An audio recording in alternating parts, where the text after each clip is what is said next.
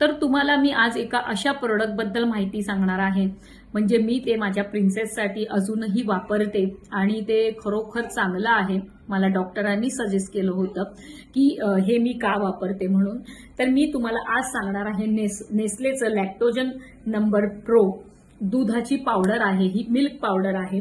जेव्हा newborn baby जन्माला येते तेव्हा काही मम्मीजला मिल्क येत नाही, दूध येत नाही, तेव्हा डॉक्टर नेस्लेची लॅक्टोजन प्रो वापरतात, म्हणजे ही पावडर वापरली जाते. तर मी माझ्या बिट्टीला, आज बिट्टी 1 वर्षाची होत आलेली आहे, तरी सुद्धा मी बिट्टीला हेच दूध देते, पावडरचं दूध देते.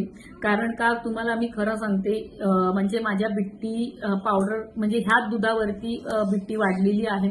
आईचं दूध हे महत्वाचं असतंच, पण मला दूध हे कमी होतं, त्यामुळेच मी लॅक्टोजन डॉक्टरच्या सजेशननी हे वापरते आहे आणि खूप छान आहे. माझी बिट्टी आज 1 वर्षाची झाली तरी सुद्धा मी लॅक्टोजन प्रो 2 देते आहे. हा प्रो 1 आहे. 6 महिन्यापर्यंत तुम्ही लॅक्टोजनची पावडर 1 द्यायची आणि 6 महिने ते 12 महिन्यापर्यंत नंतरही तुम्ही ही मिल्क पावडर तुम्ही देऊ शकता आणि खरोखर हे खूप चांगलं आहे.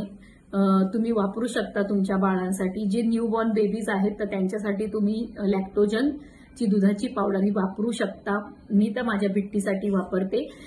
हे बॉटलमध्ये घेऊन, जर बॉटलमध्ये एवढं पाणी जर घेतलं असेल तर मी तुम्हाला सजेस्ट करेल की तुम्ही लॅक्टोजन पावडरचा डब्बा वापरू शकता, कारण का मी माझ्या प्रिन्सेससाठी वापरलेला आहे.